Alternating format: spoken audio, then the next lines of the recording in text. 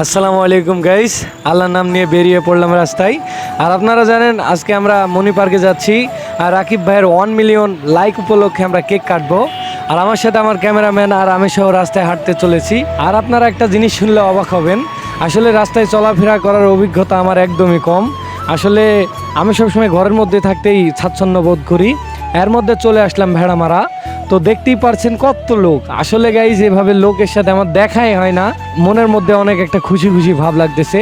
আর rail line দেখতে পারছেন, এখন কোনো আসলে ট্রেন আসার সময় না। ভেড়ামারাতে এসে আমি আমার সামনের ক্যামেরা অন করলাম, একটু সেলিব্রিটি ভাব লাগতেছে, যেহেতু ক্যামেরাম্যান পিছে আর আমি সামনের ক্যামেরা বের করে ওখানে দাঁড়িয়ে আছি, আর সবাই আমার দিকে তাকিয়ে আছে।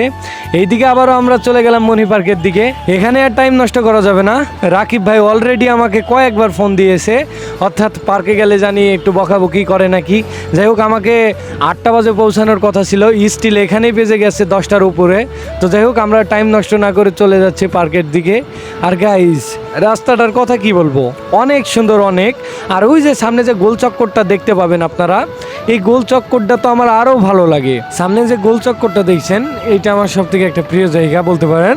আসলে ঢাকা যাওয়ার সময় আমি এই জায়গাটা অনেক মুগ্ধ হয়ে দেখি। হে গাইস, আপনারা দেখতে পাচ্ছেন সেই আমাদের ব্রিটিশকালে নির্মিত হার্ডিং ব্রিজ।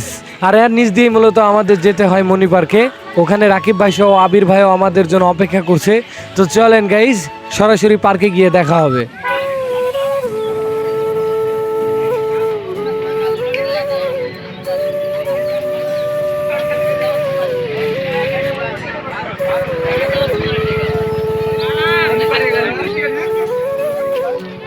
আসো, টিকিট কেটে আসি।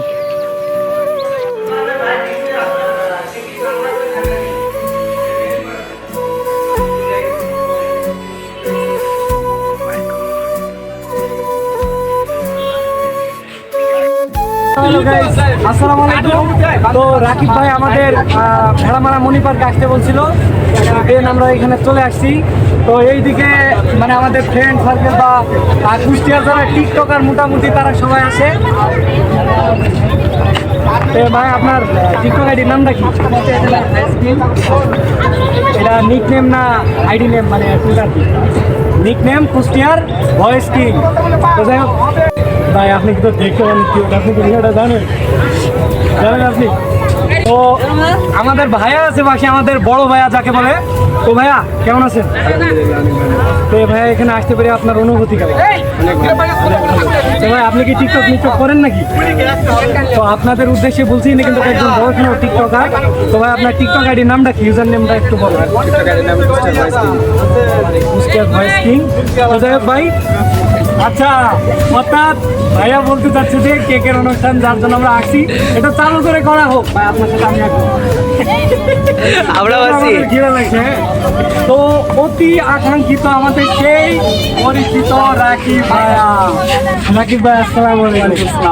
ভাই আপনার অনুভূতি কেমন? আপনার তো 1 মিলিয়ন লাইক ভালো লাগছে ভাই, আর আমরা যে এখানে অনেক ভালো লাগছে।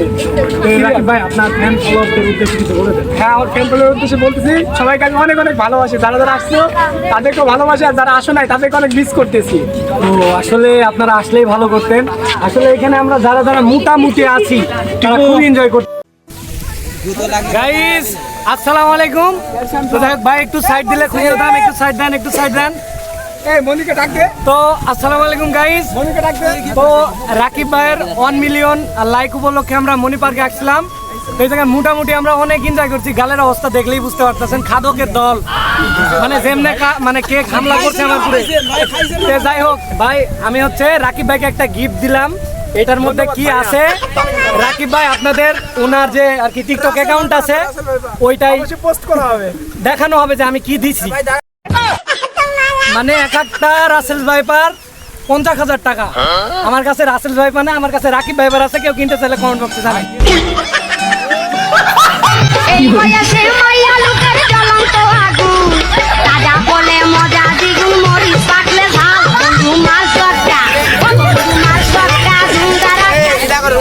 আসলে আরেক সেলিব্রিটির কথা ভুলে গেছি। এটা হচ্ছে আমার বড় ভাই।